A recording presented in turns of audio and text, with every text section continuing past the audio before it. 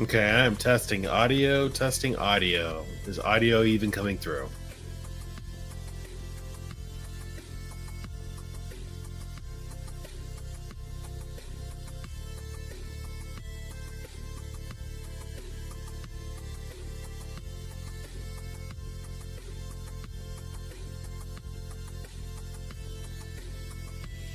All right, audio is coming through. Music is a little hot.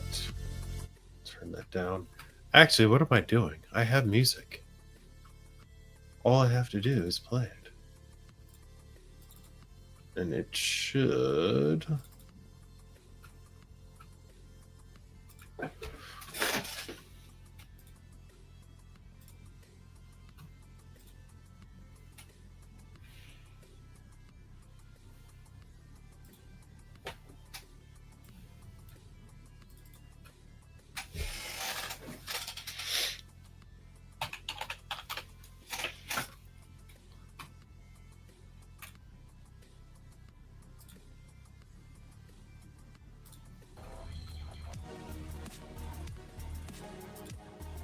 Okay.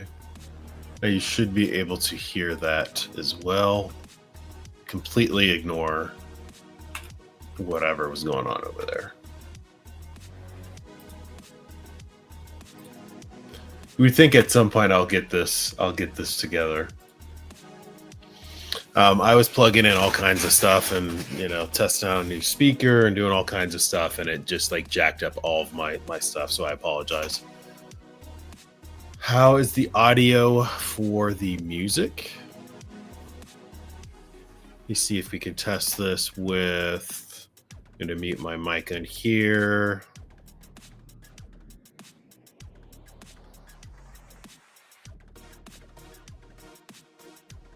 Yeah, it sounds good to me. All right.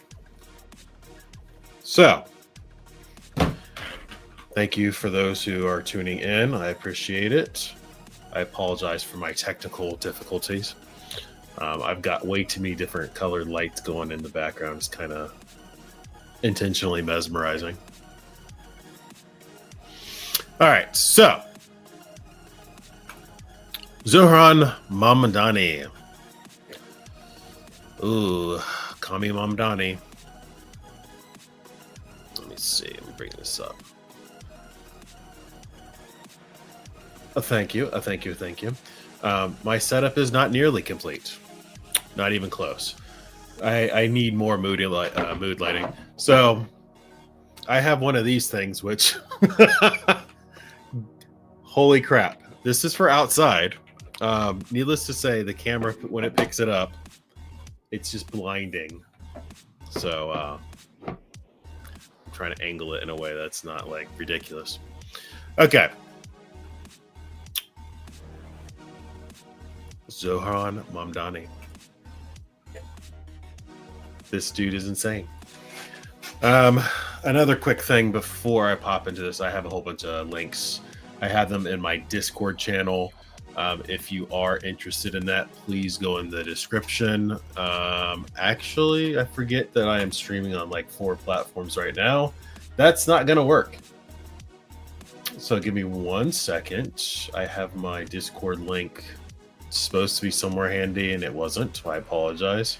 I am trying to grow my Discord channel. I have a Telegram link in there. I have all my socials in there. So please give those a quick look.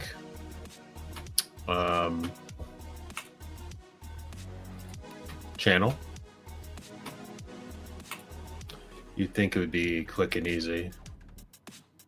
Why is this so difficult? Okay, for some reason it's not showing up on my dashboard. We'll get to that later. All right, let's get into the meat and potatoes of this. Somebody popped in here. Okay.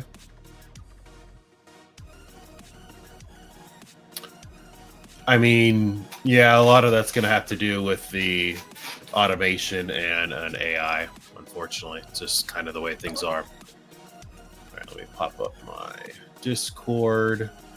So if I have too many links open on my browser, it like completely kills StreamYard for some reason. I don't know. They're acting like Everyone should know this. You can't have too many of these things open. I'm like, no, dude. Okay.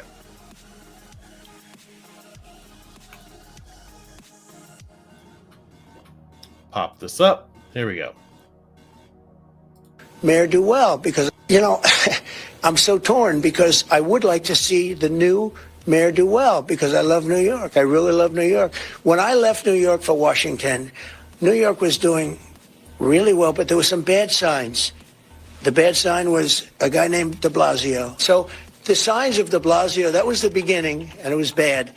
This one, we're going to, look, for 1,000 years, communism has not worked. It just, communism or the concept of communism has not worked. Did you just say 1,000 years? For 1,000 years, communism has not worked. It just, communism or the...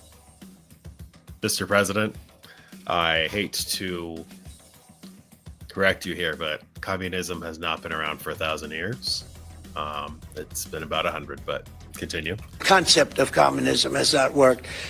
I tend to doubt it's going to work this time. Did you see his victory speech? It's literally never worked. Yeah, I thought it was a very angry speech, certainly angry toward me, and I think he should be very nice to me. You know, I'm the one that sort of has to approve a lot of things coming to him, so he's off to a bad start. You know, I mean, no. Yes and no. Yeah, Trump has to approve some things, but it's really the mayor of New York that he has to deal with. Okay. I really wish I could have all my tabs open. This would be so much easier. So this is just the we're just warming up here. We're getting into what people are thinking, what people are saying about Mamdani. This is a New Yorker. He very clearly looks like a New Yorker. I'm on the subway going home. And it feels like I'm at a wake. People are shocked. And this is not Cuomo supporters. This is New York cross-section. I'm on the subway going. So this is one guy. I'm not going to pretend like, this guy speaks for all of New York City. He looks very clearly Democrat, in my opinion. I'm just, he's that urban monoculture type of guy.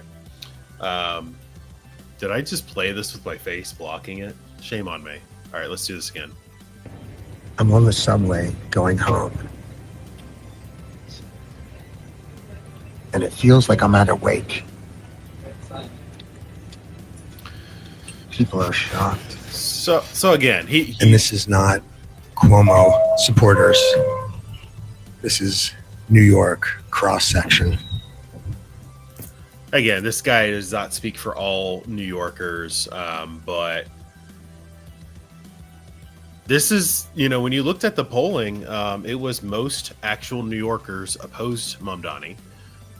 They were not in favor of Mamdani. It was like overwhelming numbers. And then it was all immigrants who wanted Mamdani. So Mamdani has not once said, and okay, let me preface this. I don't sit here for hours and hours and hours a day watching all Mamdani speeches, so I don't know. Somebody please correct me if I'm wrong. But all of the major speeches that we've seen in events, he's not once said that he is like a proud American. He very specifically wants to bring up the fact that he's an immigrant, that he's a Muslim. That's who he is there for. He's very clearly stated that. So keep that in mind as we go through these. Let's see. I got another one here.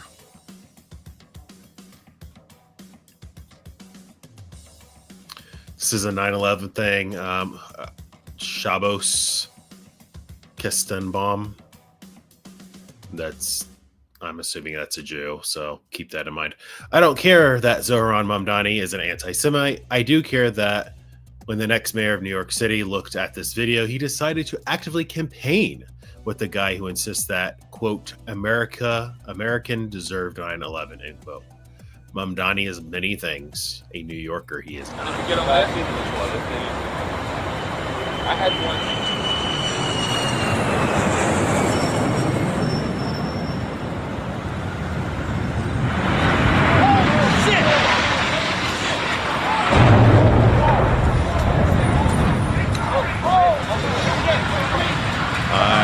Forget that day. You're a teenager, you're a kid.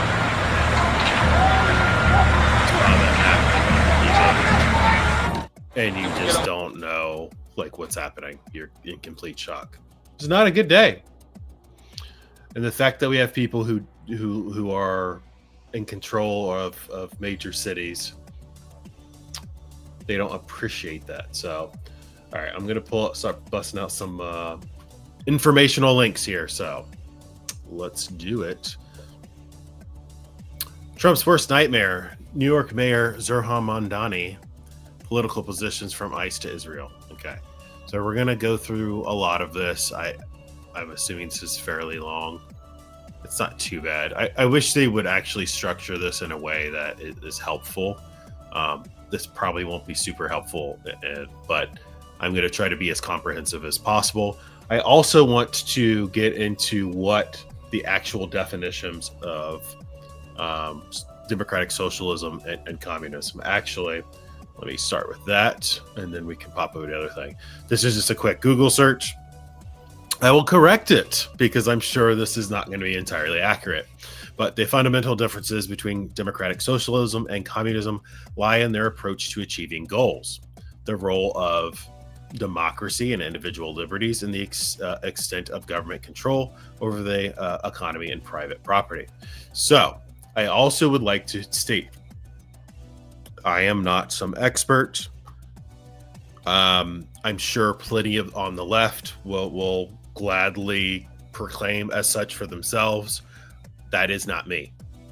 But what I will tell you is, I think I have common sense and I understand patterns fairly well. Pattern recognition is pretty important for having a decent IQ. All right. So again, this is AI powered through Google, so we'll rip this apart if it's not accurate. Path to power achieved through democratic processes, elections, and peaceful reform. I agree with that. That's democratic socialism. You see that on the left. I should probably move myself to the right. Or we'll just scroll, it's fine. Communism advocates for change through revolution, often a violent overthrow of the existing power structure. So, to pretend like these things are directly the same is not fair. Okay, and I am guilty of this. You know, oh, he's just a communist. He is, and I'll explain why. But communists directly advocate for violent revolution to achieve their goals. Democratic socialism, hey, let's vote on communism. Political system. Democratic socialism prioritizes a democratic political system with individual liberties, free speech, and multiple parties. Now, I want to push back on this immediately. I think this is not fully accurate, not giving you the full context.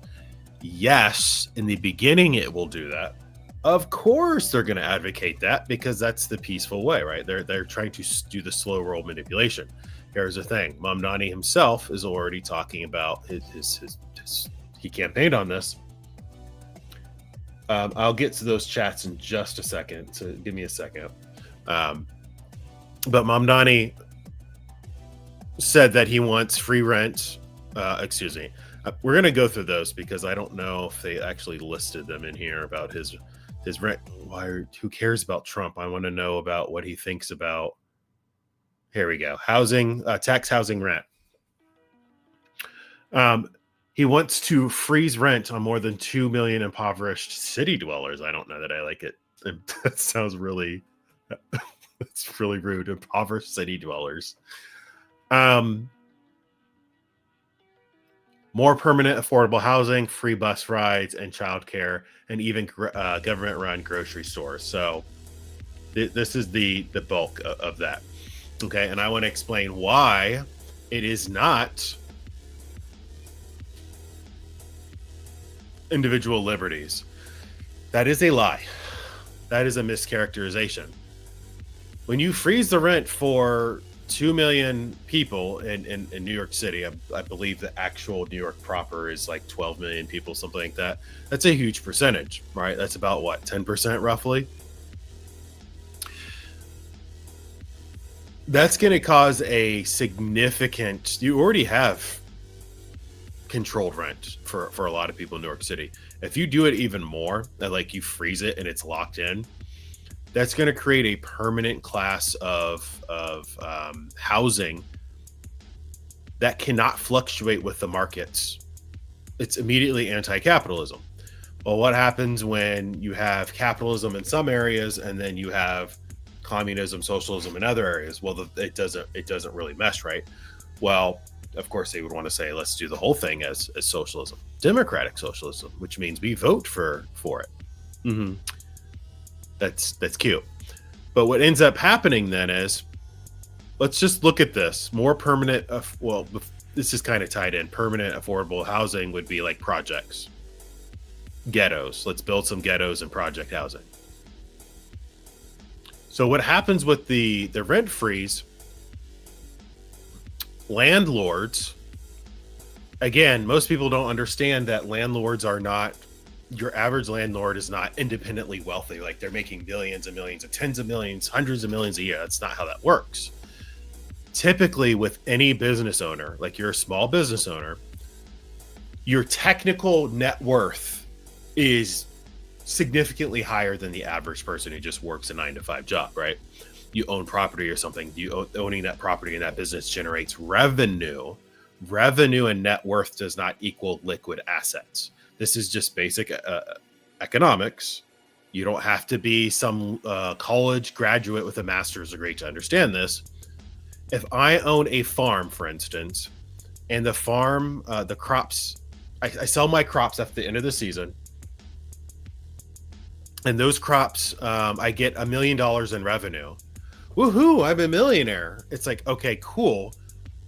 But how much does it cost for me to then buy more seeds, fertilizer, pesticides, new farm equipment, all this different stuff? How much does it cost each year to maintain the system? Let's say it costs 90% of that. I have to spend $900,000 to maintain this. Okay, I made $100,000 this year. Okay, that's respectable. That's decent, right? That's pretty good. That's middle class at this point. But he's rich because his crops, he sold, he had $1 billion in revenue this year. No. When you're operating a business, there's business costs. Same with owning property. If you're a business owner and you own a building in New York City, on paper, you're going to be probably a millionaire. I don't know any building in New York City that's not worth $1 million.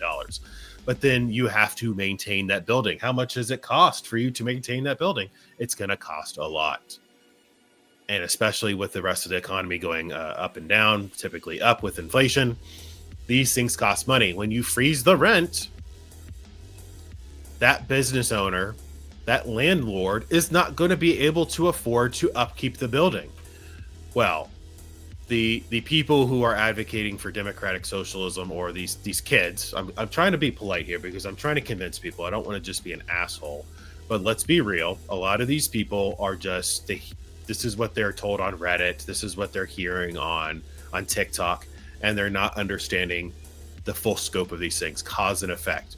Okay, we have a problem. Rent is too high. Just free rent or freeze the rent. Okay, well, that's very two-dimensional thinking. You're not looking at what's the second order effect, the third order effect. How many steps down the process are you thinking? Like, what is that going to lead to? Okay. Then you're talking about the more permanent affordable housing. That's just building more ghettos and projects. I don't know that that's actually going to work. I'm sorry. One more thing, backtracking with the rent freeze. The final point is, when these business owners, these landowners, these landlords can no longer afford to maintain these buildings, and the city keeps coming in and gives them these violations. Okay, this place is you're a slumlord. This place, clean this place up, repair this place, or I'm going to condemn the building. You're going to get fined. You're probably even going to lose your property. Well, that's what they want, though. Most people are not going to be able to afford this. We're like, oh, well, we're seizing the means of production, which Mamdani has said. You seize those assets, you seizing those buildings, and then now it is public housing. The government now owns this building. Well, the government has to maintain this building. So at first, that's going to sound great. Oh my gosh, the government directly owns this building, and they're going to take care of us. That's fine when there's a couple of buildings that own and they're doing that for. What happens when there's a cascading failure across the city and 25% of the city is government owned, 35%, 45%, and it'll just keep going up and up because people will not be able to compete with the government then. And that's the point, is they are trying to shut down capitalism. And the sooner you understand that, the sooner you understand what is going to be the long-term effect of this. Okay, again, we talked about the ghettos, the free bus rides. There's problems with that too. And I understand so many people, they come at these situations from the left-wing perspective and they're saying, Drew, we just want to help people. We want to, make things easier for people. I do too. I absolutely do too. But when you're looking at this, again, what is the cause and effect? Okay, we want to help people, and it costs too much damn money to get around the city. Hey, Lance Corporal veteran. It costs too much to get around the city. All right, let's do the free bus ride thing. Sure. So what is the effect of that? Well, I can tell you the immediate effect. Well, at first everyone's happy, like, oh, thank God. That's less money I have to pay every year to get around. More money in my pocket. Okay. The negatives, immediate negatives, you're going to have more homeless people on the buses. The buses are climate controlled. We have winter coming right now. It's already getting cold as hell. What is the temperature here in Pennsylvania? It's like 45, 50 degrees. New York City, I'm sure, is a little bit colder, and it's only going to get worse. Okay, well, there's heat on the bus. You're going to have homeless people riding the buses for free all day, just trying to stay warm. You're going to have the mentally ill people riding the buses more as well. You're going to have more problems. This is just basic cause and effect. Yes, essentially. Because I'm not trying to be rude to, there are just so many people who honestly don't understand these things, and it's not, and I'm not trying to deride them or be negative. I want to convince you that me personally, I'm not a Democrat. Okay. I'm very open and clear about that, but I'm okay if people are left wing. I have no opposition to that. What I have a problem with is people advocating for things like democratic socialism and communism, but they don't understand what that actually means. Childcare. They want free childcare as well.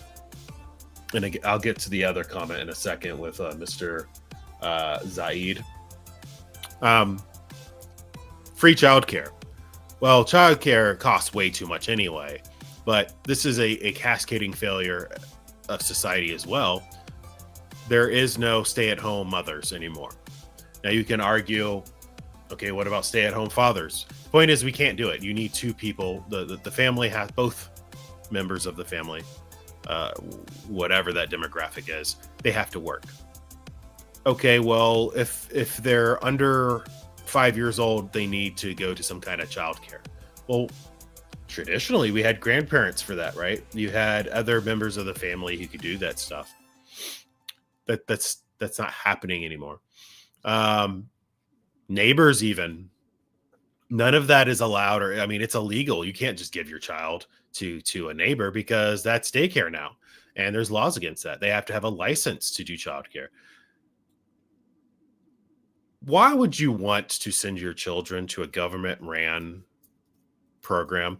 Now, immediately, I would argue they're not going to send them to. It's not going to be like a government facility you send the kids to for childcare. That's what a school is. Honestly, it's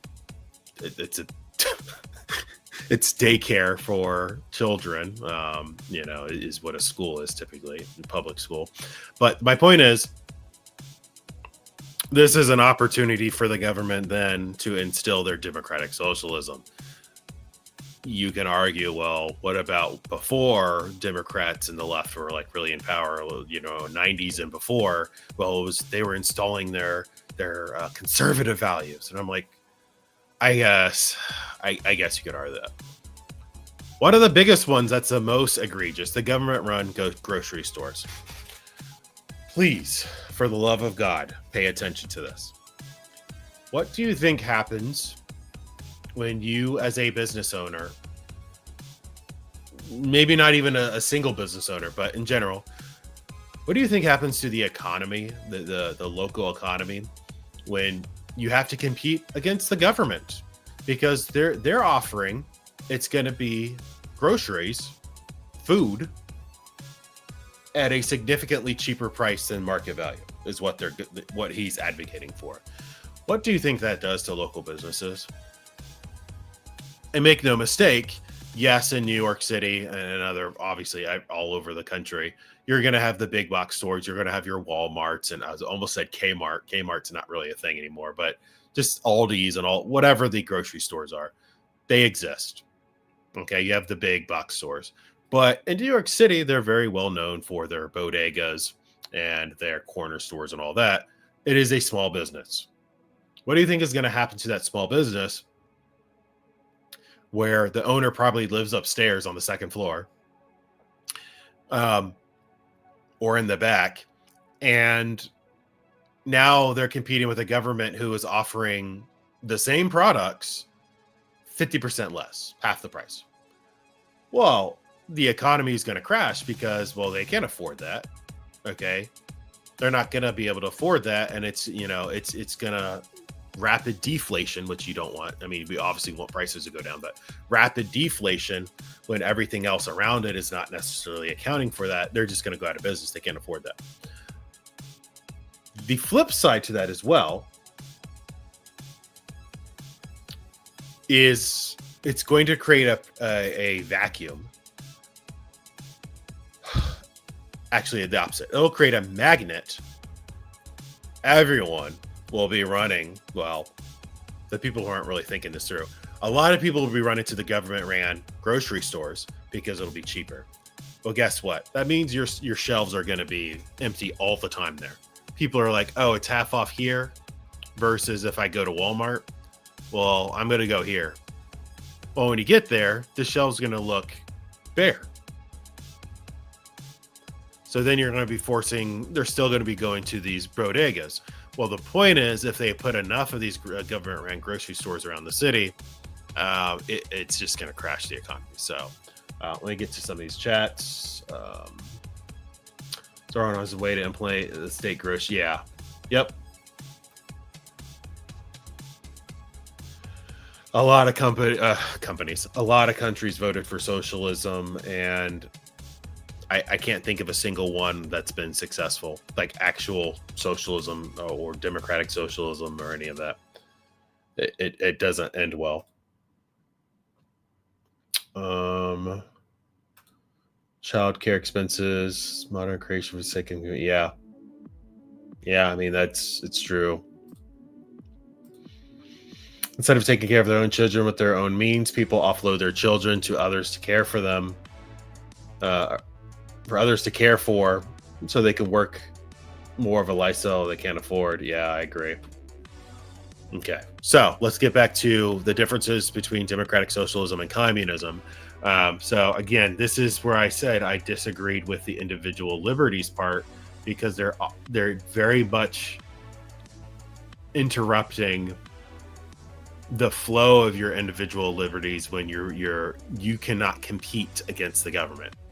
The government has a monopoly on force and violence and everything. They pretty much are a monopoly. They're a natural monopoly, obviously. You're the power, you're the authority.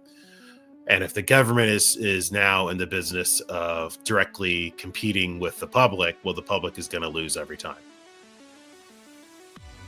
Without using violence, of course. The public, just saying, like, the public will not be able to compete against the government. Now, in communism, they're saying it is typically involves authoritarian or totalitarian state where the Communist Party has sole control and individual liberties are often suppressed. I would argue that is the end state of democratic socialism anyway. How do you enforce these socialist, democratic socialist policies without becoming authoritarian and totalitarian? Because what happens when the demographic of New Yorkers who don't want Mamdani and socialism, they say, no, we don't want to participate. Well, you're going to have to use increasingly authoritarian and totalitarian means to suppress those people.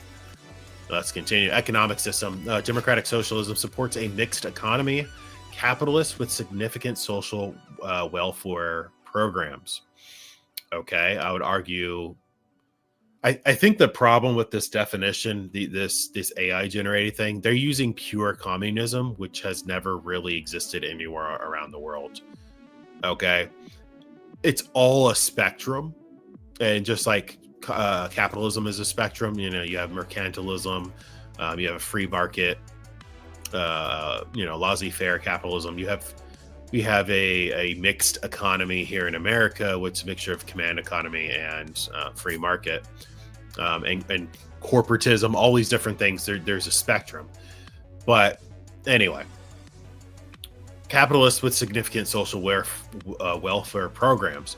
The problem with democratic socialism / communism is these social welfare programs, they're ever expanding. It never stops. There's always a problem that needs to be solved, and the government is the solution according to their philosophy. So that's the problem, right? Okay, well, prices are high for everything. Okay, well, the government has to come in and help everybody, right?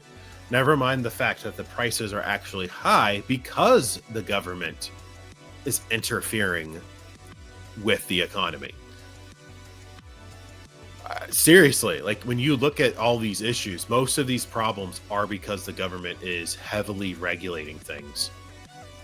Now, I grew up and I was, you know, my formative years, not that I'm an old man, but I grew up under the rise of Bernie Sanders and Ron Paul era, right?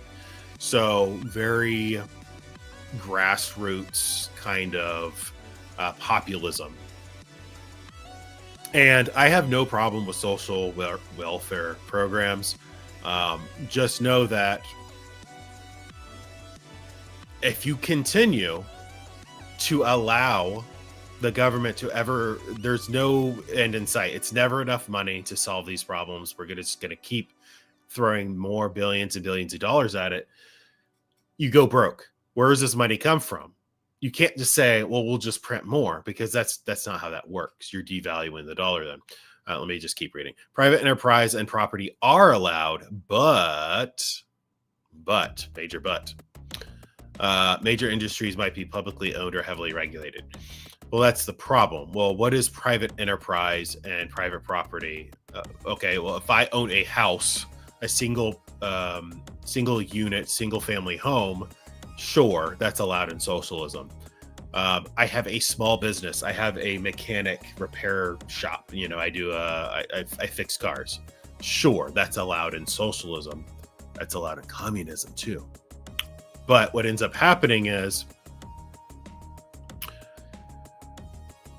major industries might be publicly owned or heavily regulated. There's usually a threshold, arbitrary rule that the government will come up with. If you have X amount of employees, you now become state-owned or heavily regulated, which stifles innovation and business, unfortunately. This is just the reality of this stuff. We can't just say,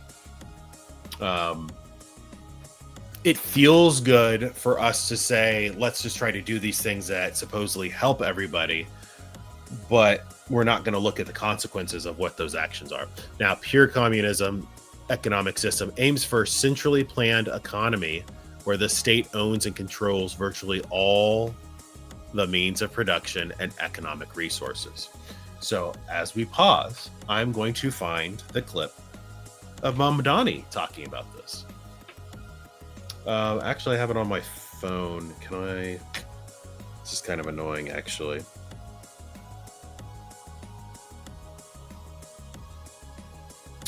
I thought I had this prepared.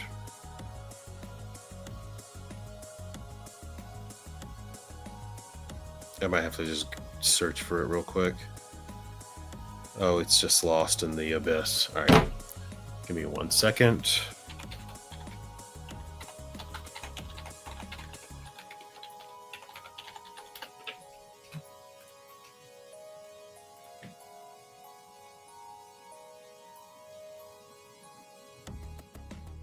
Okay, that was actually what the purpose is about this entire project. It's not simply to raise class consciousness, but to win socialism. And obviously raising class consciousness is a critical part of that. But making sure that we have candidates that both understand that and are willing to put that forward at every which moment that they have, at every which opportunity that they're given. We have to continue to elect more socialists. And we have to ensure that we are unapologetic about our socialism. There are also other issues that we firmly believe in, whether it's BDS, right? Or whether it's the end goal of seizing the means of production.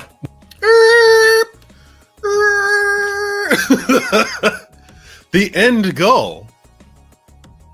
He said, quote, whether it's the end goal to seize the means of production, communism, right here.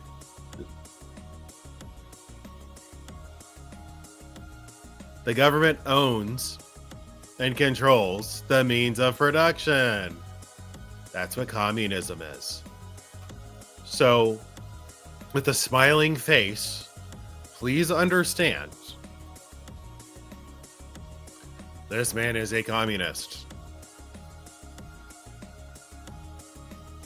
If you follow, if you are somebody who is you're crop dusting politics and you don't understand what I'm talking about or how this has gotten this way, or, let me just very briefly explain to you. It is well known in political circles, people who are politically aware and affluent, that democratic socialists, communists, and those far left groups, in their little forums and groups, they very openly will advocate for lying to the public just because they want to seize power. Get into office by any means necessary. I don't care if you have to lie, cheat, steal to do it. They're very clear about that. And there are various levels to that. When they start becoming big politicians, they privately will talk about stuff. Now, you can go back and look at some videos of AOC, Bernie Sanders, Mamdani, all of these socialists, democratic socialists, and they all slip up every once in a while. But seize the means of production, make no mistake, that is communism. Okay? You just heard it right there. I'm going to play it back one more time for the kids that just joined. This is the new mayor of New York talking about seizing the means of production. It's BDS, right? Or whether it's the end goal of seizing the means of production, where we do not have the same. Okay. Seize the means of production. The government owns and controls the means of production. Communism. Okay. Very clear. Private property. Under democratic socialism, individuals can own personal property and assets. We kind of talked about that already. On a small scale, you can own personal property and assets. Communism. Private property is largely abolished and replaced by public or communal property. Now, this is where my knowledge of communism is. I don't know how this works to scale. And historically, you will have single family homes all over, not everything is a big, huge apartment building. I personally do not know how this works in communism. What happens to that family, the suburbs? Does the government own, just by default, own everything? Which I'm imagining. That does not mean that it's not communal property, meaning any random person in the community is just going to come into your home. That's not what communism is. You occupy a space, and the government, to my knowledge, if this is the home you've been in for 30 years, this is the home you built or whatever, typically you get to stay there. However, The party, the government, will tell you if you need to move, or if, okay, we need more workers for this field or factory. You have been selected, citizen. You now get to go work whatever. And that happens to be 30 miles away, 50 miles away. You no longer live here. We'll give it to someone else. That's what happens. But as far as at scale, I don't know. Obviously, it really depends. Now, democratic socialism for the economic goal. This claims that democratic socialist aims for equality of opportunity and the significant reduction. Hold on, please. There we go. Aims for equality of opportunity and a significant reduction in economic inequality through taxation and social safety nets, e.g., universal health care, free education. So make no mistake about it, most of the Western world is already a form of democratic socialism or socialistic to a degree. Okay? Universal health care, free education, other social safety nets. Okay? That would be Medicare, Medicaid. That would be your Social Security, retirement. Okay? Communism, they aim for equality of outcome. Yeah, that's a huge distinction now. Equality of opportunity versus equality of outcome. In a classless society with no currency or state. Okay, this is where, again, we're deviating here. There is no communism that's ever not, we just don't have a currency. That just doesn't happen. There's always some kind of currency. But anyway, it's just claiming they have no currency or state where goods are distributed based on need. Here we go with the communist quotes. You can, again, if you stick around on Twitter and Reddit and stuff enough, you'll start hearing these quotes. From each according to his ability to each according to his needs. Okay. Again, this is pure communism. No country has ever had pure communism. And that's why they'll say, well, that's why we should be communist, because it's never happened before. It's like, it can't happen. It's just not possible. You can't have a classless society. It's just not possible. That would mean every single person is equal to each other, where nobody's in charge, but everyone's in charge. It's just, that's not how a society works. There is no such thing as that. It just does not exist anywhere in nature. There's no animals. There's nothing in nature that's like that. That has any kind of organization as far as sentience. Trees, something that has no intelligence that as we understand it, that would be a class of society. You're just a zombie drone. It just doesn't exist in humanity. We're too independent. Now, goods are distributed based on need. Okay, well, how do you determine what somebody needs, right? I am a fat bastard. I'm going to be honest. I'm a fat man. I need to stop eating, okay? I had McDonald's for lunch, and I'm ashamed of myself. I need to go work out. But I'm self-aware. What about those people who are complaining about their EBT dried up and they're 500 pounds, saying the people who are taxpayers need to pay for that? Okay, what happens in a communist system based on your need? Well, you start to realize in socialism, democratic socialism, and communism, that there is not infinite resources. You find that out really quick. We have to ration these things. Well, who determines that? It's a classless society, right? Well, obviously it doesn't work.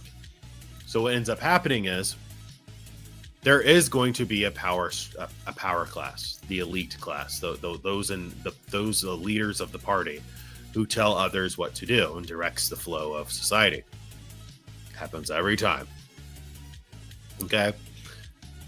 And they start to realize, hey, there's a group of people, significant percentage, that are not working.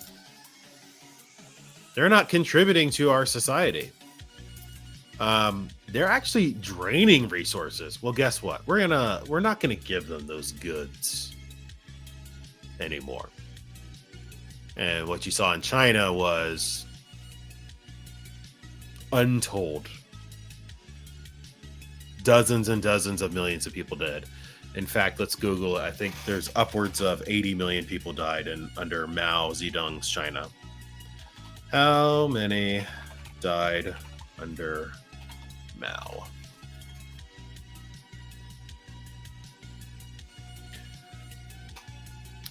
$65 million.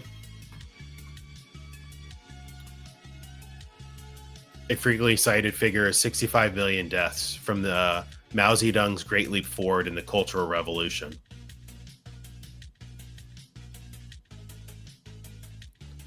This is the problem with democratic socialism. The end goal is communism. You cannot control an economy like this. It just does not work. Now, like me personally, I'm one of these types. I'm very imaginative. I was very creative as a child, and I live in my head. And one of my pastimes was to create like these fantasy worlds and stuff like that, sci-fi fantasy worlds. And I would make each individual planet. You know, I have dozens of languages that me and my friend we created. We created different alphabets and like 100 different phrases and words and stuff. It's besides the point. I liked my world. I liked to make like this centralized kind of like the people were more unified, culturally unified. So they had a shared goal and drive and all that. And, you'd have these beautiful designed cities and stuff. The reality is most people are not like that. Most people in reality are not going to do that. That's why all of the planned cities that have ever been built really in the history of the world, they don't work. If you look at any city at scale and you zoom out, I'm sorry, I'm looking at a copyright claim was just released on one of my videos. That's nice. Ridiculous. I lost my train of thought. Oh, the centralized city thing. If you like scale out and look at a city, it's organic, right? It kind of moved and grew as needed, as interest rose and fell and all that stuff. It's very interesting. It's not like looking at coral, or if you do a cross section of a plant or vegetable or something, there's organization, but it's not all, it's asymmetrical, right? It's not symmetrical. It's not like this perfect design, for the most part, right? So it would be nice if we could do that, but it doesn't work. Okay, so those are the main differences between democratic socialism and communism. Now, I would argue, and I'm gonna look up some more stuff here and see if we can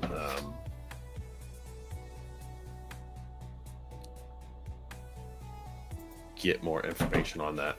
I also want to pause for a second. If you are on YouTube, please hit that like button. Please leave a comment. Definitely please subscribe. I appreciate everyone that's new here, that's popping in. If you're on other platforms such as let's see what I got running right now, Kick, please drop a comment in Kick too and hit that subscribe button. And if you're on x.com, formerly Twitter, which I have a lot of lurking views over there every time. I appreciate everyone that's watching on X as well. You are more than welcome to also comment, because I could see those comments as well, I think. Actually, let me pull up X. I might not be able to. Yeah, it's showing 10 viewers on X, but no comments. Y'all are more than welcome to comment. And like I said, I'll be able to see that stuff. So let's see. let's go back to Mamdani's. Holy crap, my screen is bright. Let's go back to Mamdani's policies. Okay. Because a lot of people don't understand. Again, he's a self-described democratic socialist, and we basically just went through the different list, the differences. There is no significant difference other than democratic socialism in the beginning will it's you have elections, right? You're voting on where the assets and the properties and the policies go, and you're picking your favorite socialist. Well,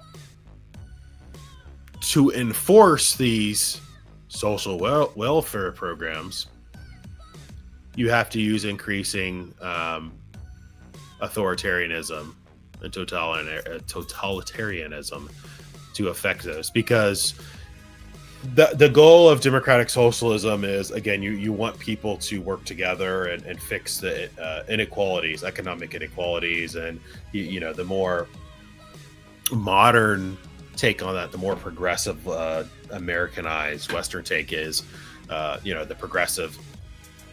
They're using race inequalities and all these other things, which are mostly just empty, nebulous buzzwords. They don't really get to the heart of the problem, right? Originally, it started with like the Bernie Sanders kind of movement, the 1%, the 1%, the 2%, whatever he said, the 2%, 1%. He is now part of the 2%, so now his stance changed to the 1%. And he used to say the millionaires and the billionaires, and now it's just the billionaires are, it's like, okay, Bernie, we get it. You're rich now, so you don't call out the millionaires anymore. But the only way you can get these socialist policies to be enacted and actually to work is to use force. So I guess they would argue, well, they use force through cultural and social means, right? So we saw that under Biden. That was democratic socialism under Biden, where the public, the really loud, aggressive leftists, used their power, their mob on Twitter and other social media, and pushed these private companies to affect socialism. Is essentially what they were doing. It was, for the most part, nonviolent. Now we've crossed into a whole nother realm, which is another conversation for another time. But this idea that it will be a peaceful thing, it just never happens. Okay, let's go through some more of Mamdani's policies here. Actually, let's take a chat break. California has a store for the WIC program where you took your food vouchers, and it was very communist, and government basically tells you what to eat and how much, and there was always shortages and no meat. I mean, how do I say this? In my perfect world, there would be systems in place where you could feed these people temporarily. You want to be able to help the downtrodden. But the thing that the modern left is missing, which, Hassan Piker and the Destinies and, just name these people, the AOCs and stuff, they won't talk about personal responsibility. Why can't we talk about both? Why can't we say, yes, I'm going to help that person who, no fault of their own, they've been working at this job for 15 years, busting their ass in this factory. AI came in and 90% of the jobs are now gone. And, this small town of 5,000, 10,000 people no longer has jobs to support these people. And he's been out of work for like 3 months and his savings are drying up. Yeah, let's help that person. Let's try to get something going for that person temporarily, right? But this isn't, oh, well, the Michigan car factories dried up or, went overseas in the 90s. Oh, well, this, this community, Flint, Michigan, 30-40% of the population is going to be on welfare and food stamps and all these government assistance for the next 30 years. No, fuck that. At some point, you have to say, okay, unfortunately, this small town dried up. We got to move on. We're going to have to pick ourselves up and move somewhere where there are jobs. Or, this is modern time, innovate. Y'all have to figure stuff out, right? You have the internet now. Sell something on the internet. There are so many people who are figuring this stuff out. I'm not saying you're going to get rich. You're not going to get famous. You're not going to be, you're going to have to work. Okay. But you got to figure this stuff out. But to just say that I am going to do nothing and just sit here on government assistance, which government assistance is taxpayer assistance, which is covered exclusively, almost exclusively by the middle class, is paying for. Let's be very clear about who's paying for these benefits. The middle class is not just paying for those bum poor people. They're paying for the wealthy people who are evading taxes. Let's be very clear about that. It goes both ways. The middle class is being screwed. Now, I'm not going to say eat the rich or anything, but if I was a cannibal, I shouldn't be saying this. If I was a cannibal, I'd be looking at those fat poor people, and say, you might want to eat the poor too. But let's look at some more of his policies on a serious note. Okay. We don't care about his policy. Like, what is he? I don't care what he thinks about Trump. I don't care what he thinks about Israel. Because, again, he's the mayor of a city. It's irrelevant. ICE raids, sure. Let's talk about that. A poll earlier this year by Marxist indicated Mamdani had picked up significant support from New York's Hispanic and Latino community. Okay. Let's see. He's talking about Cuomo, a disgraced former governor who describes undocumented immigrants as illegals, is not what we need as a city under attack by an authoritarian. He's not a leader. We need to fight against this administration. Ultimately, you want somebody who can take on bullies, not who looks just like him. So, not who looks just like him. So, because he's white, Cuomo looks nothing like Trump. Let's be real about that. He's talking about whiteness, white people. It's just like, okay, I understand that there is a generation of young people, myself included. I don't know that I call myself young. I'm middle age, but I'm a millennial. And then you have Gen Z and then Gen Alpha who are getting screwed, right? So I understand that people are like, what system is going to work? Capitalism isn't working for me. We're not under capitalism right now. We're under something like corporatism. We're getting screwed. Okay. But this is who they voted for. Describing undocumented immigrants as illegals. Well, but they are, though. They're criminal aliens. The common term is illegal aliens. The legal term is criminal aliens. So I'm just, it's like I know that that's cute to pretend like, pretend like that's not what that is, but that's exactly what it is. He called ICE fascist after it arrested fellow mayoral candidate Brad Lander last week. Really? Was he a undocumented immigrant? Okay, now I gotta look this up. Brad Lander.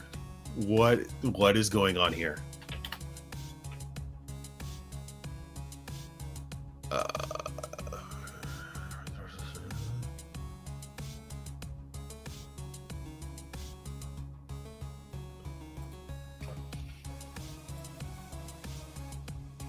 was a New York City comptroller, arrested by immigration. Okay, outside of a federal courthouse.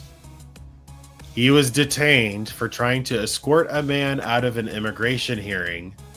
Are you serious? Okay.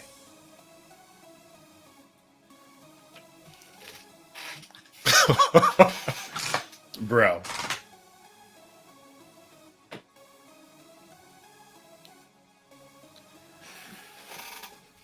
He was trying to escort a man out of an immigration hearing with the Department of Homeland Security, and they alleged he assaulted law enforcement and impeded a federal officer.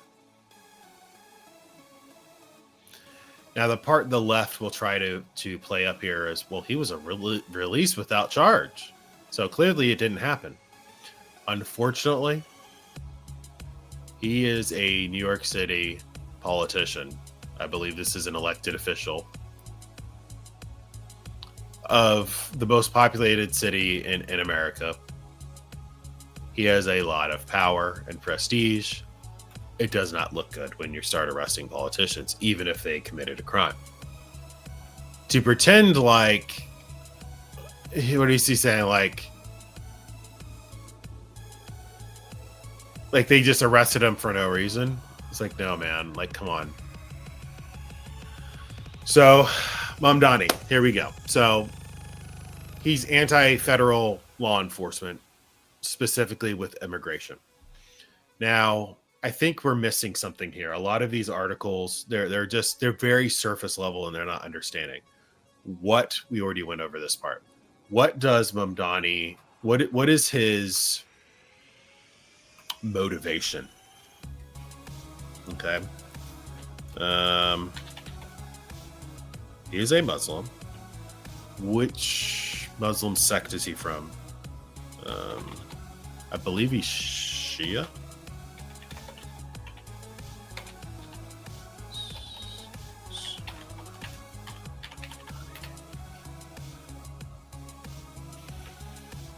It says he's Shiite. Okay. All right. It's saying he's a Shiite Muslim, right? All right. So, what is a Shiite Muslim? Shiite Muslim versus... Oh, there's three. Shia, Shiite, and Sunni, right?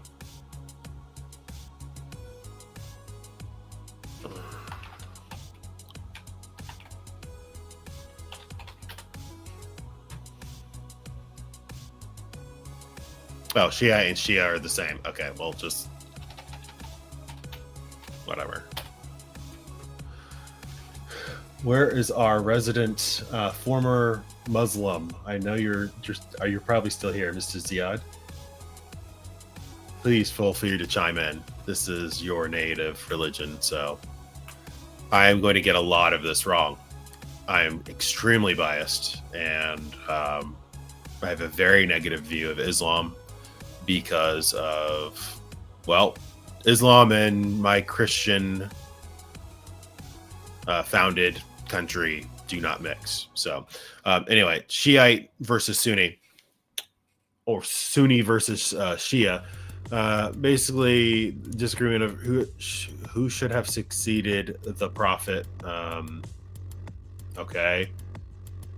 Sunnis believe they should have been chosen by the community. Okay. Surely there's way more than that.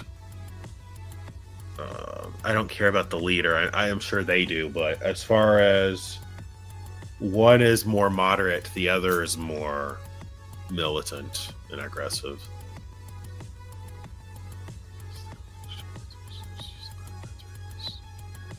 Okay.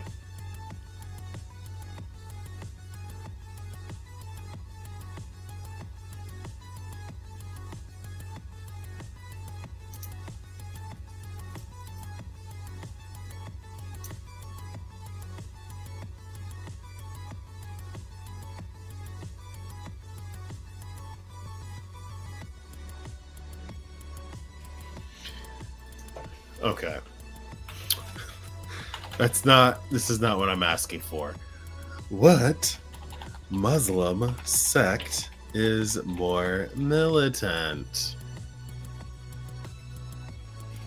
People's gonna be like, there probably isn't a specific one, and you're asking an offensive question.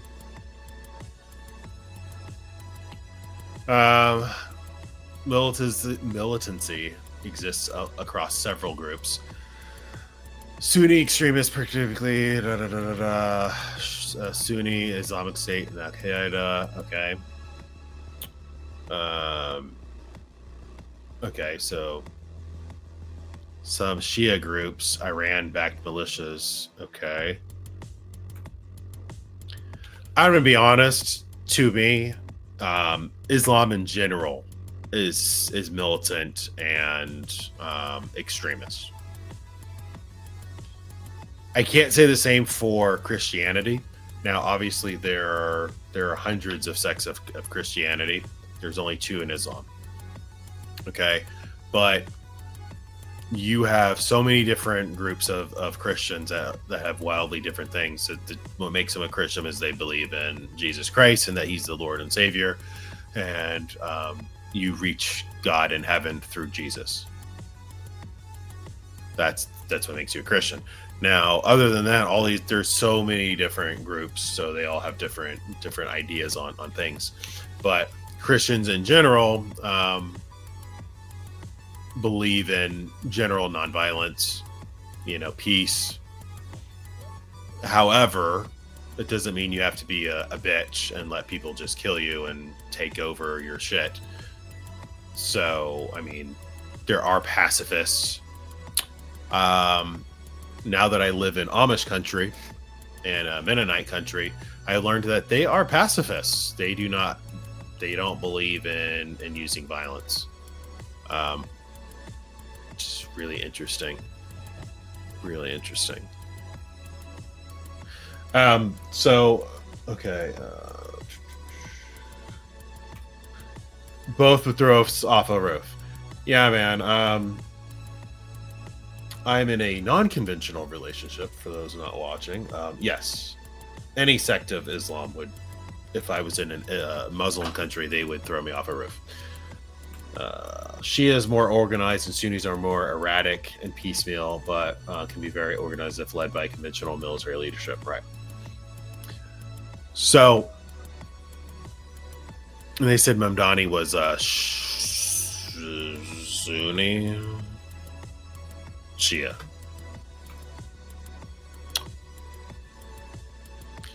All right. I need to find... I'm forgetting that I had my links in Discord. Hold on. Mamdani. Kami Mamdani. Okay. Pop this up. Democratic Socialist. What does that mean? This is NPR. So I am intentionally using these websites so that people can't say, he's just creating this out of thin air. It's like, no, I am very carefully and very intentionally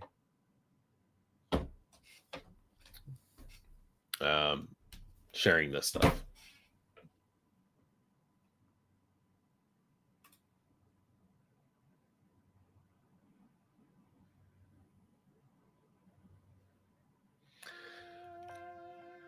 I've heard about Rumspringa, but I don't know enough to. I just have, the media concept of what it is. I don't know if it's actually true. But anyway, let's see. Is any of this going to be useful new information that we haven't already discussed? Yes, we talked about this. Oh, the higher minimum wage. Dear God, bro. If you have not heard, I'm going to pull this up in a separate thing. Mamdani wants minimum wage. Guess. No cheating. Guess what he wants it to be per hour.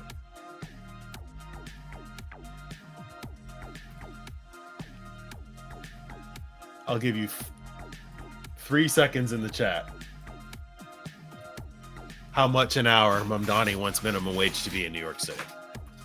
3, 2, 1.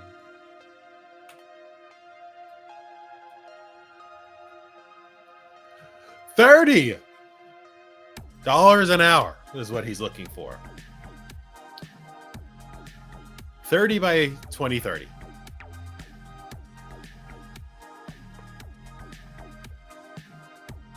Yeah. I just, why stop at 30? Let's make it $50 an hour. Let's make it $75 an hour. Okay? Like, why stop there? And this is when it just gets like, it's like clown world numbers. It's clown world numbers. So I believe the minimum wage in New York City right now is like $16 an hour, which is already pretty high. I remember when I started working, and it was in 2002. It's showing my age. Started working in 2002, way back in the day. And minimum wage was $5.15 an hour, and that's what I made. I made $5.15 an hour working at Hardee's. Okay. And in retrospect, now that I'm like back looking at this now, minimum wage is like $15 an hour in a lot of places. I cannot imagine managers were making $15 an hour. And now you have fast food workers making that. I just came from Virginia, and it looks like there are some fast food places that are like $18, $20 an hour. I'm just like, there's no way, man. You have a cashier at, what was it, Chick-fil-A, cashier at Chick-fil-A in Virginia Beach. They were making like $18 an hour. I'm like, bro. And then I'm working, a nice senior account manager job, physical security, and I was making $55,000 a year. And when we talked about to the owners of the company that, hey, I mean, this is great. Thanks for the opportunity, but you got kids at McDonald's, making like $4 less than me, and I'm in a senior management position, and I have like 18 years of experience. Can I get like to 65,000? And they're just like, whoa, that's insane. Like, I'm like, okay. And then you got $30 an hour being proposed in New York City. Oh, God help us. This is cityandstatenewyork.com, by the way. You can see it up at the top. Assembly member. This was in February, okay? So, yeah, he wants to raise it to $30 an hour. It's currently at $16.50, excuse me.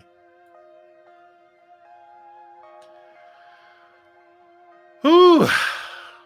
And he wants to do incremental increases.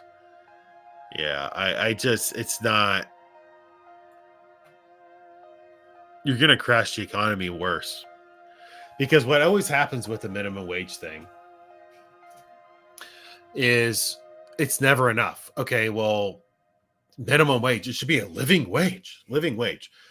Cool. I get you, but when you do that, that means that food you get, we always use a fast food analogy.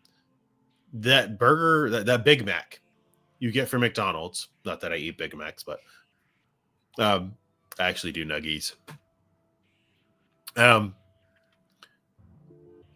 don't even know what it costs right now, to be honest. But you're just increasing the price of everything because now those businesses have to pay more.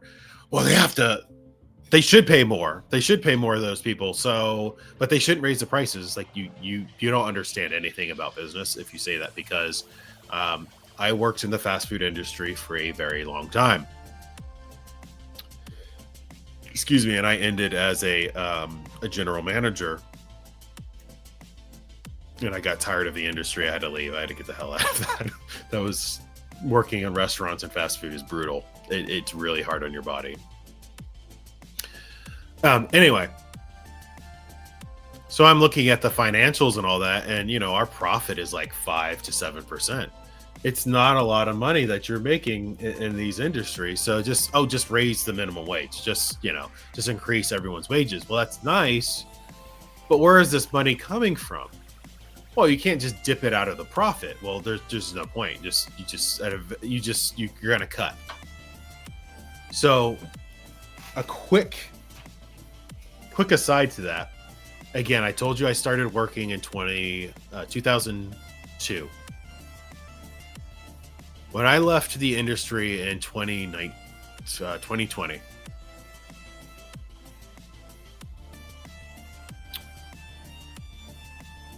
the amount of staff we had, again, I didn't work on all the same place all the time, but the staff we had was so reduced, it was a skeleton crew. When I started working, I don't remember Hardee's very much because I only worked like maybe 3 or 4 weeks before we went to California, and we just, okay, I gotta quit, I guess. It was kind of dumb. Like, my dad made me get a job. And by the time I found a job, it was like I was there a couple weeks, and then again, we went to California for a summer vacation. So, visit our family over there. Anyway, I remember Sonic Drive-In. When I tell you that place was booming, we had on staff, let me think real quick.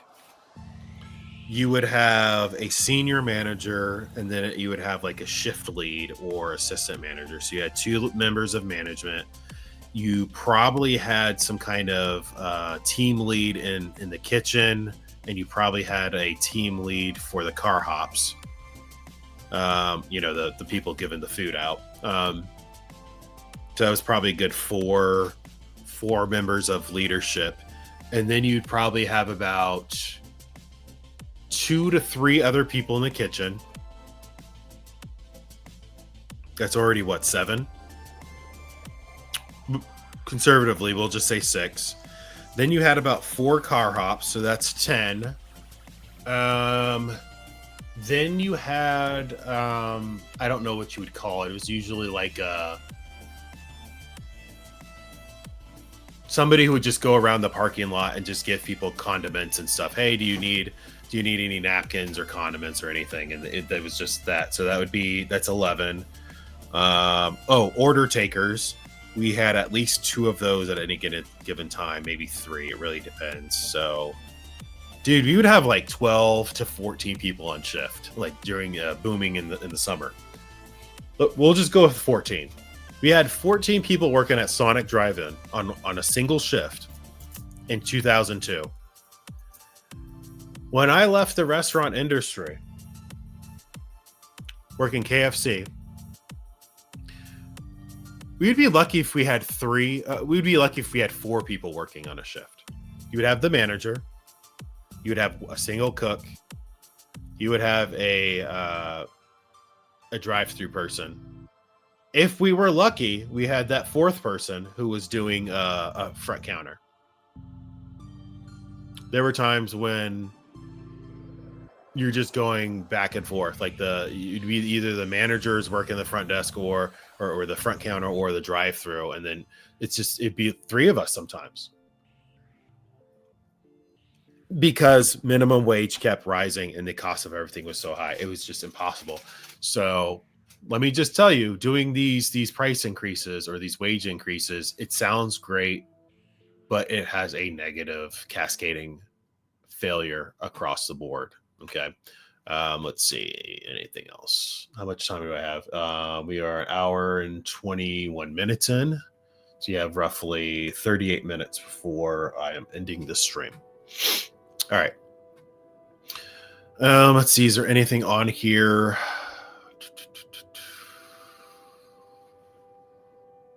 Does anyone have any questions on any of the platforms? Let me go into Twitter. Seeing myself on camera is so weird.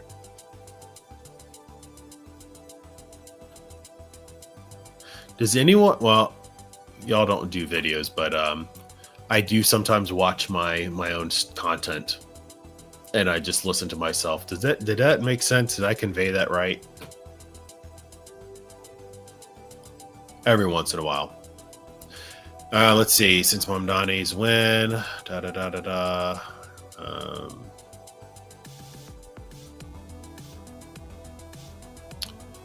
push democratic socialism further into the mainstream. Yeah. Why do they always do this? President Trump has frequently and falsely criticized Mamdani as a communist, but we already established that they are essentially, in practice, the same. So let me also be clear. I want to bring something up. I think this is very important for people to understand.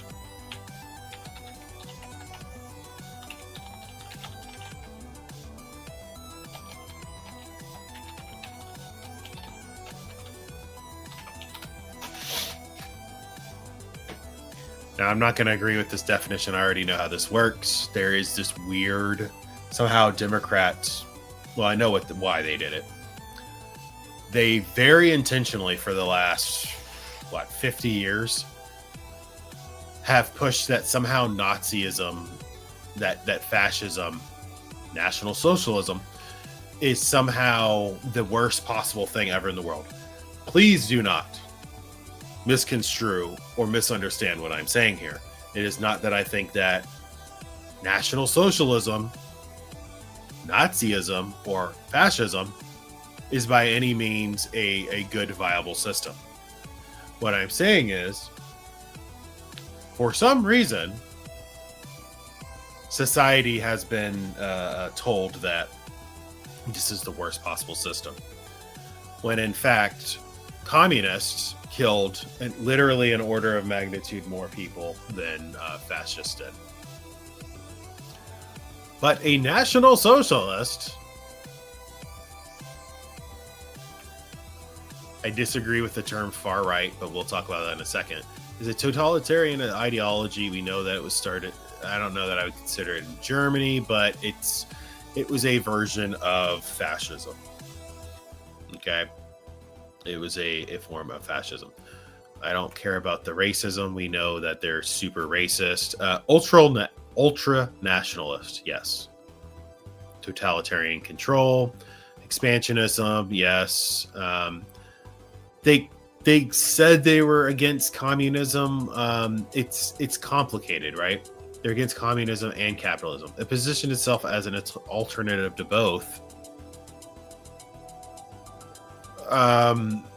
But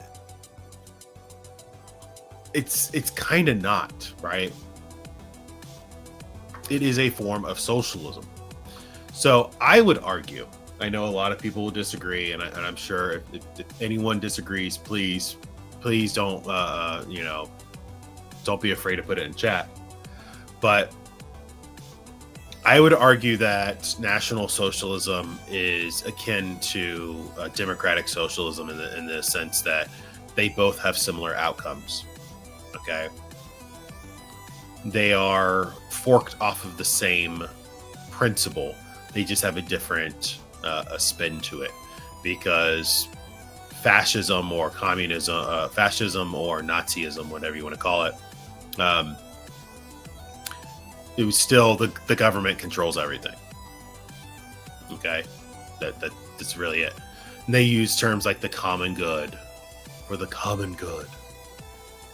What's the difference between communism? Well, technically it was different because they wanted to seize the means of production. Well, so did fascism. So did National Socialism. Okay. I just want people to understand, and I disagree with the far right, because it is socialism. Socialism is far left. I fought so hard many years ago. No. Communism is on the left, fascism is on the right. And it doesn't make sense when you really break this down. So if you look at a political compass, I don't want the test, political compass.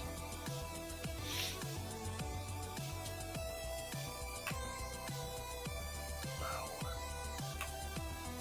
They never let you just really pop this up. I don't want to open the whole page, but oh, this is like an extreme one. I don't know how true this is going to be, but let's take a look at this. This is on Reddit, so holy crap. They're really going in here. Hive mind collectivism on the far left. I can't move this over. What is this over here? Cratocracy. Craterocracy. I don't even know what the hell that is. I'm going to have to look that up. It's supposedly far right.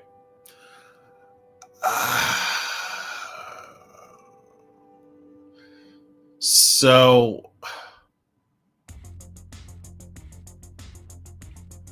Islamist theocracy. Monarcho-communism. What? I'm going to have to look into this. This is really interesting. Neoliberalism, general capitalism. This is... Yeah, I saw that too. The Fordism. Actually, why zoom out? Is that going to let me scroll? But yeah, Fordism. Like what? Pinochetism. Oh, geez. Well, we know what happened there.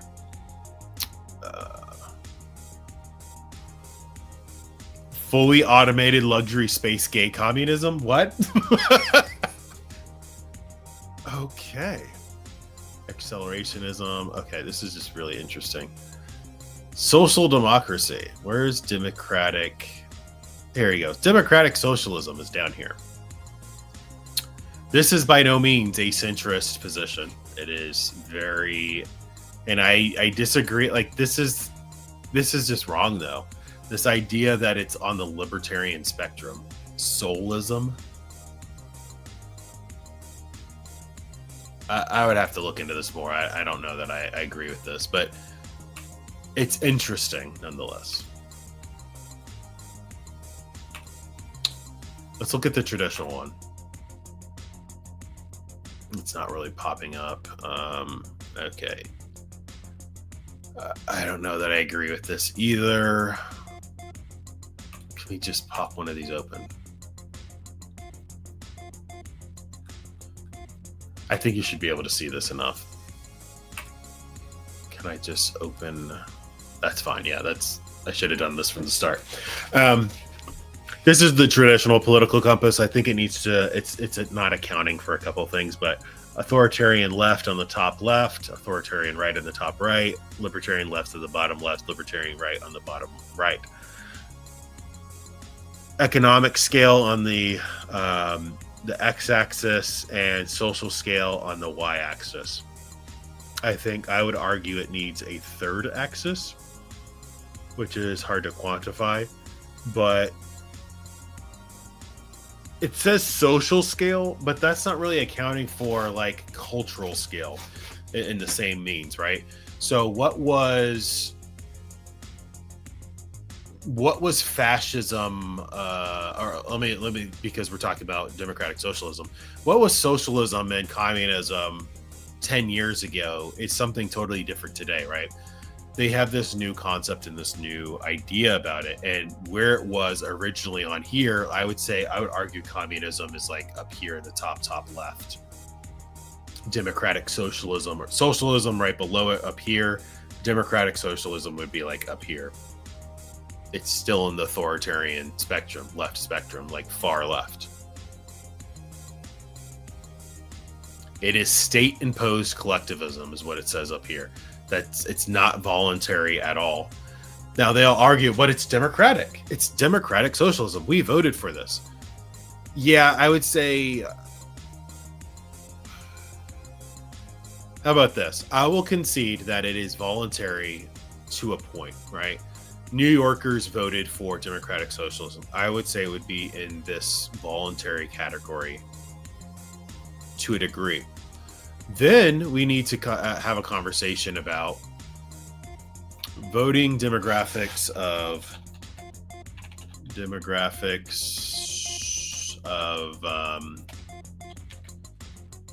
2025 NYC mayoral election.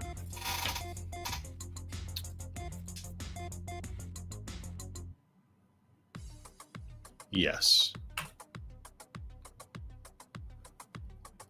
Oh, we don't need a video. Stop.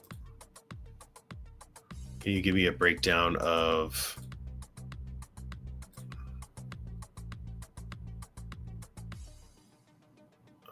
I mean, let's be real. It doesn't matter what. I mean, that's cool that there's red on here, I guess, but why is it 2024? He literally just talking about 2025. What is this? We don't care about old results. Here we go.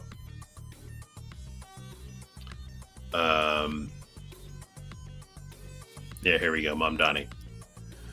Mamdani received 1 million votes, 50.4%.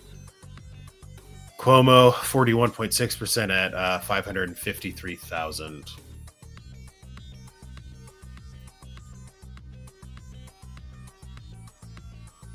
Is there any more demographic?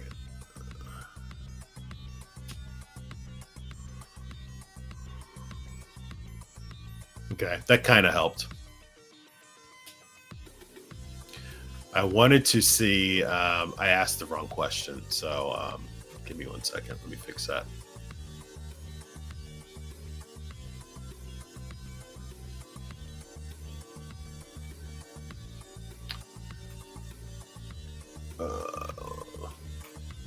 Talk amongst yourselves for 1 second.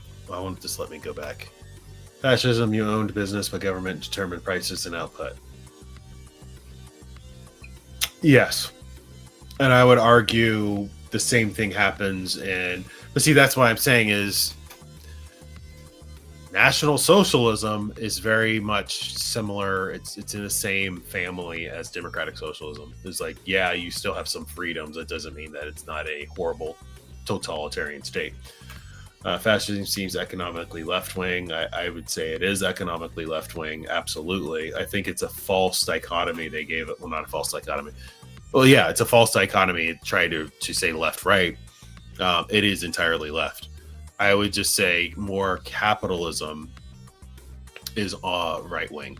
Capitalism is right-wing. Capitalism is more freedom of choice. I would argue capitalism is on the it's more on the libertarian right side. Like capitalism is like over here. I'm sorry, you can't see what I'm looking at. Capitalism is over here in this section. Authoritarian right wing, in my opinion, like a monarchy and stuff, is like authoritarian right wing on this quadrant. Anarcho-capitalist is like way down here, which I know I do have some libertarian and anarchist viewers, and I apologize when I say this, but it doesn't work, bro. It can't work. I was like over here left-leaning libertarian for many years, and I had to evolve and adapt to the current situations and the political dynamics. Last time I took the political compass test, I was like over here now. I'm like center right. All right, hold on 1 second.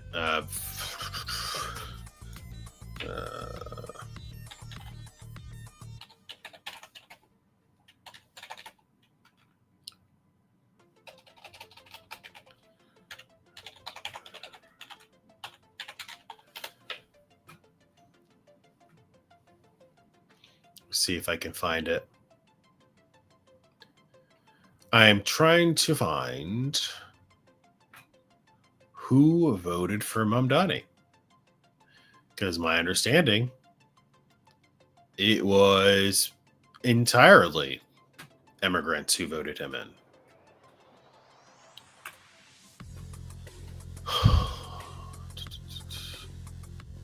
Oh, you stupid New York Times. Of course, there's always a paywall. Who voted for Mamdani? Here we go. What?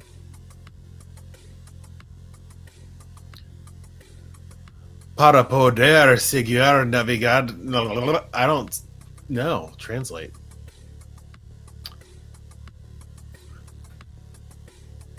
I don't care. Just translate. Oh, because I have my ad blocker on. This is so annoying, bro.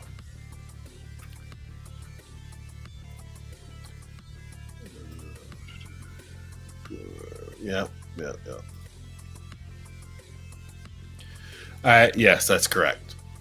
And what's going on with Curtis I can't say his name right. Silva. Like, dude, like, lose the beret. You look very militant.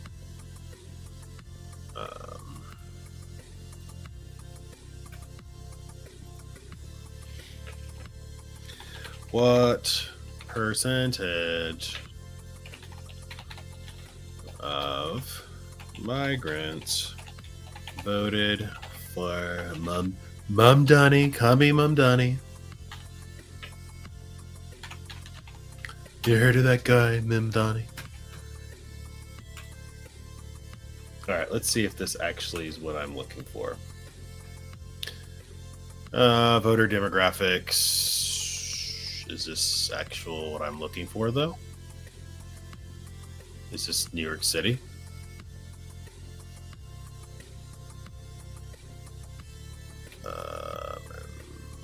Majority of young voters in New York City voted for Mamdani. Okay. 3/4 of the... Oh, Jesus. Almost 75% of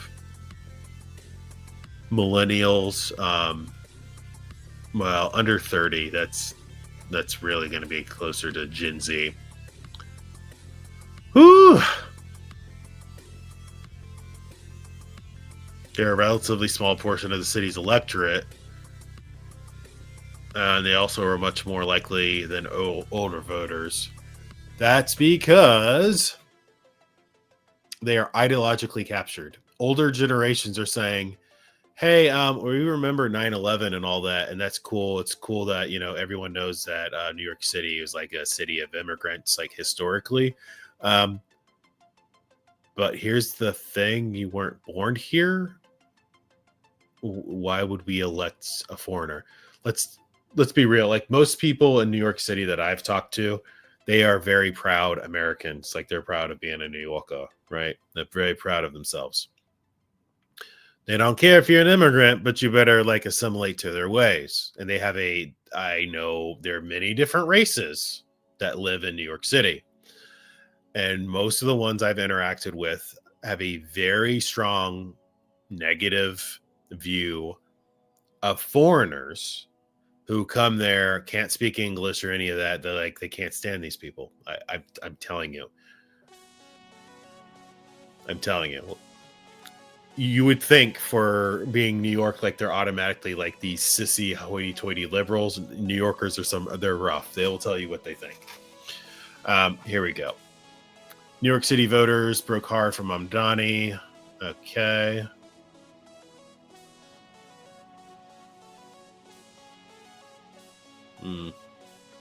Wow. 78% of 18 to 29-year-olds. That's insane. That is, this, okay, so this just tells me that that Gen Z is hurting.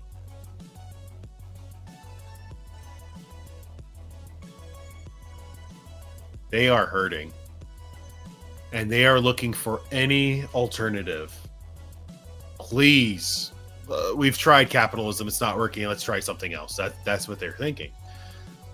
And I keep trying to explain to people, like, we're not in a like true capital. This is not capitalism. This is capitalistic. But we're closer to like a corporatist system where corporations are really the ones in charge.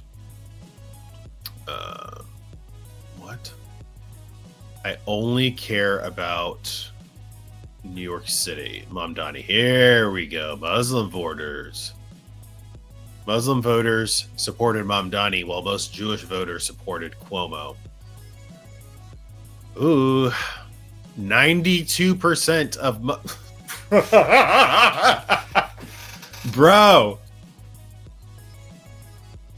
No way, man.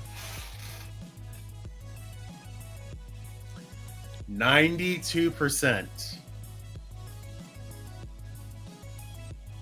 Muslims voted for Mamdani.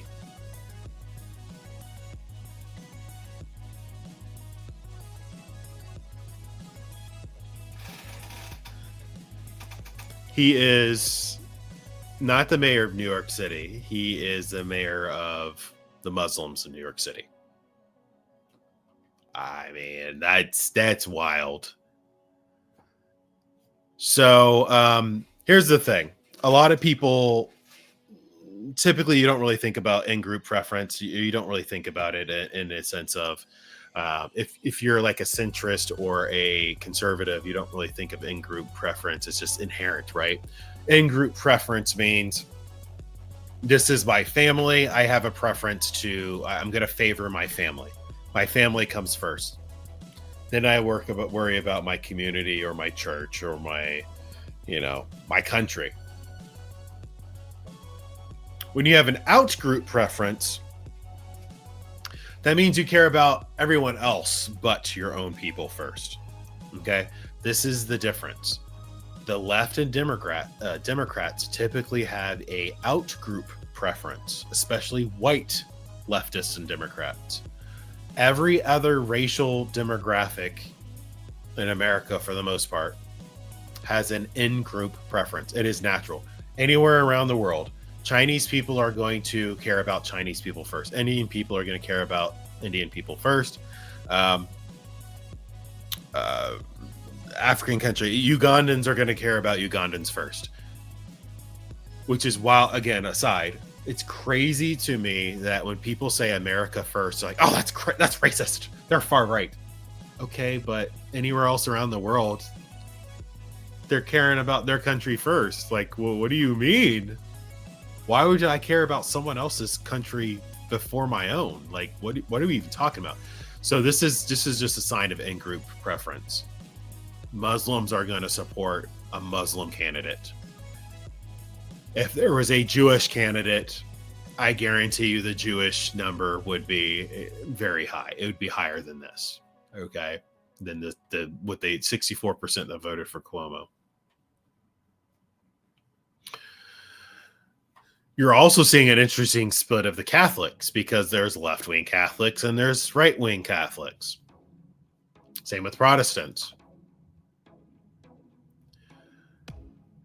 But it's very interesting. You see Catholics, Protestants, Jews. They have this other section. None. Other and none. Well, none is atheist. Atheist went for... they should have put atheist. I'm sorry, it just took me now until I realized it says none means atheist. They have no religion. 76% of atheists went for Mamdani. That should tell you a lot too. Other, which would be like Hindu and Sikh and all these other things. He says he's the immigrant mayor, mayoral candidate. Well, he's the mayor now, so these demographics tell you a whole story. You look at these numbers and you're like, okay, we get it. We get it. Young voters broke hard for Democrats, especially women.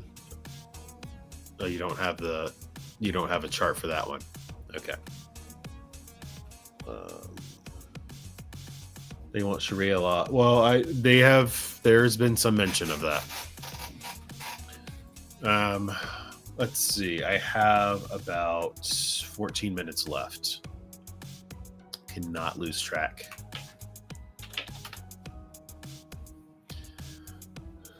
I would also like to take this opportunity again to request everyone who has not already, please hit that like button. If you're on YouTube, if you are on X or Kick or whatever else you're watching me on, there's a like button or a favorite or a heart, whatever it's called on the platform. Please hit that. If you're new to this, please hit that subscribe button. I do not have a formal schedule. It is impossible. I cannot give you a formal schedule because I don't know when I'm going to be available. I'm doing this for fun, and I'm doing this for, again, entertainment purposes. It's I don't make a lot of money from this. In fact, I make nothing. I make like 25 cents a video or stream. So if you did want to drop me any monetary compensation, I'm not going to turn that down. you know how to do that on whatever platform you're on. Every platform should, all the platforms I'm on have some kind of monetization. If you'd like to send me a tip or something, you're more than welcome to. Anyway, as we wrap up here,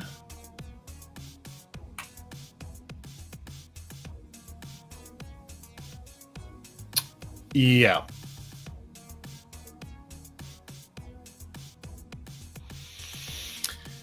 Yeah, I mean, I understand what it means, but optics matter. Unfortunately, you have the average person is not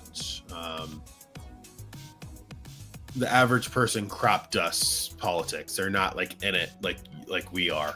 We're not glued to our phones for every new thing that comes and goes. But it's one of those things like you have to think of like, what is the general public gonna say or look at when you your optics. How are you presenting yourself, especially as somebody running for office? Well, he's wearing a red beret. It looks really militant. It looks scary. It looks like he's a fruitcake. Whatever you want to call it. People are going to be turned off by that. Okay. I know why he was wearing it, but thank you for the tip. I appreciate that. Always welcome. We'll leave that up here for a bit. I appreciate that. Lance Corporal Veteran also says he knew about the Guardians when he heard about them when he's a kid. Cool. I keep that up still. So thank you so much. I appreciate that.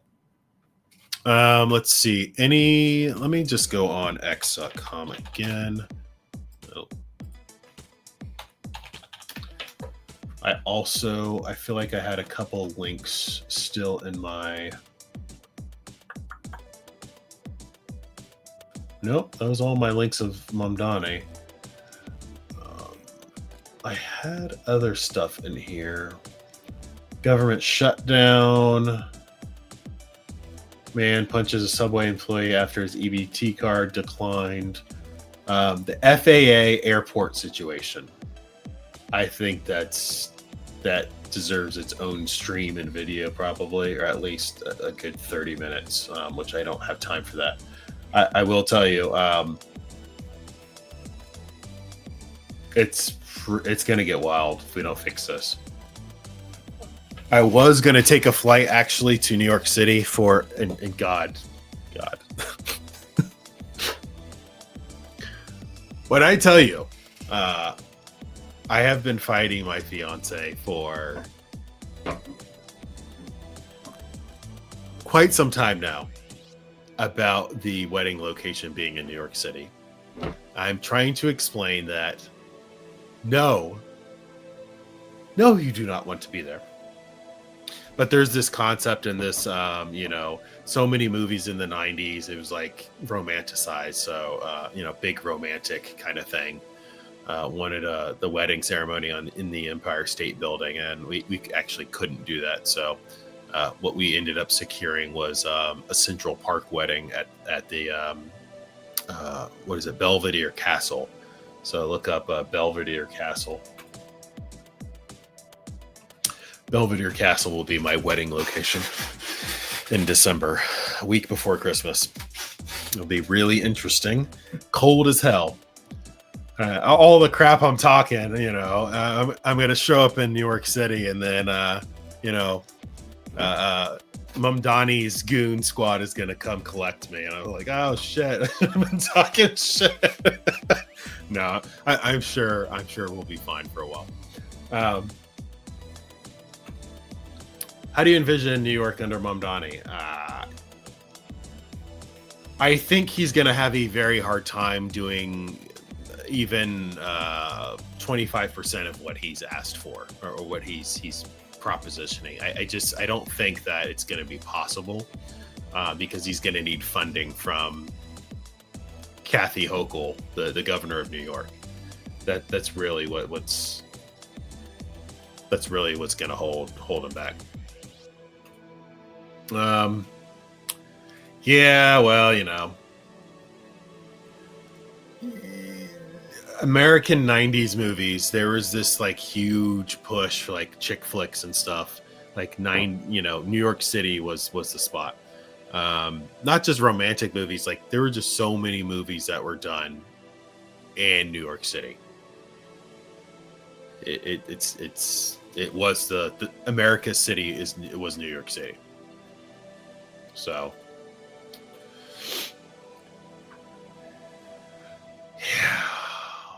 yep.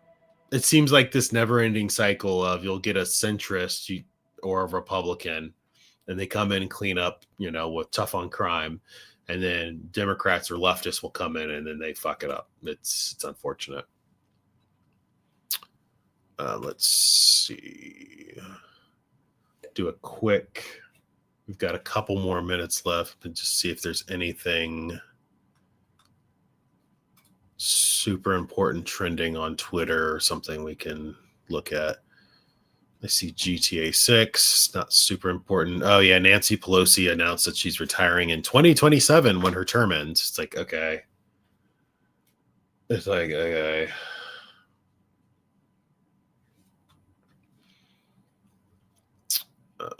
What's Ozempic? Why is Ozempic trending? Oh, there's rumors anyway that Ozempic is going to be subsidized by the government, by Trump.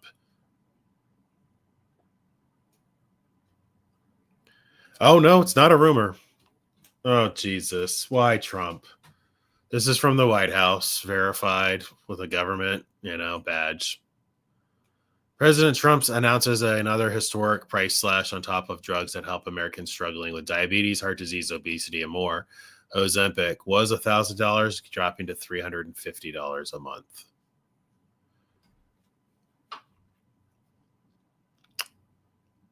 All my life, I have struggled with eating and overeating because food was used as a punishment for me. I'm not going to pretend like I starved as a child or was malnourished.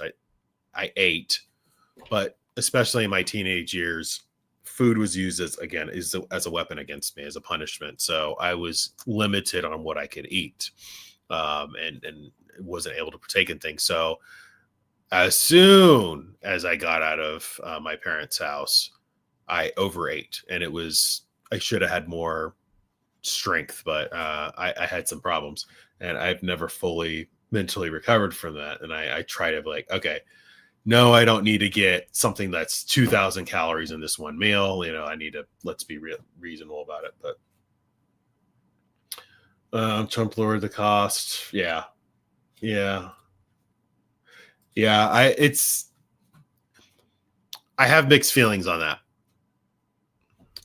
It's one of those things like, okay, yeah, you want to make things cheaper, but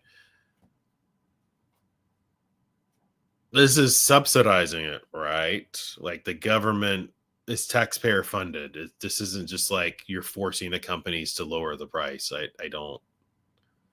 This isn't necessarily a win. This is socialistic. We're democratic socialism. Careful.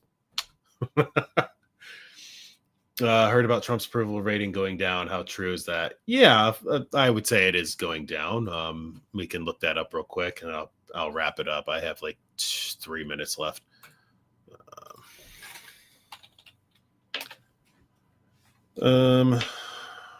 Trump's approval rating. 9 hours ago from Newsweek. Let's see, is there...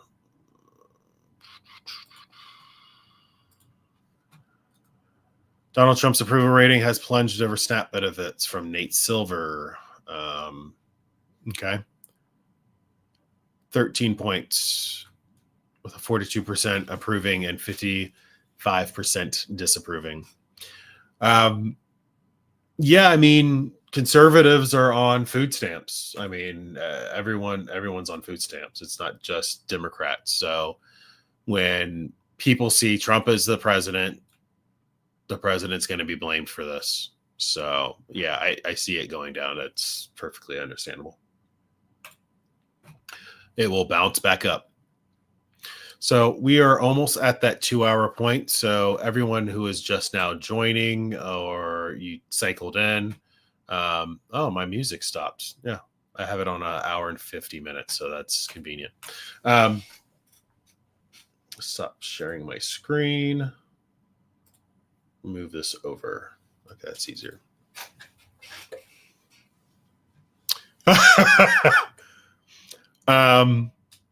I'm not going to comment, but thank you for that.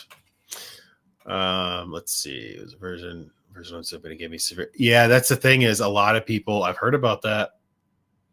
Ozempic is scary, man. Like it makes you lose weight. It makes you lose fat and muscle. So that's pretty scary. That's why you see like a lot of these celebrities are like faces like sunken in and super gaunt. They look like skeletons. They look Auschwitz. They look like Auschwitz victims. It's pretty scary.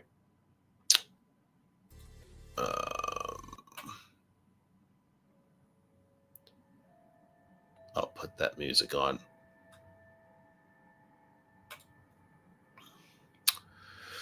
If you are just joining, again, we're wrapping up. I have about less than a minute left. I'm about to hit the button, pull the plug on this. So please hit that like button. Please comment. Please subscribe. I do streams and videos periodically. I have a library of, I think what's public right now is roughly 500 videos and streams. I'm with the rules being lessened, or I might be able to let the old videos go public again. I have thousands of videos, thousands of hours of video from being on YouTube since 2010, 2012, excuse me. So yeah. All right. We have like 30 seconds. So I'm going to leave it there.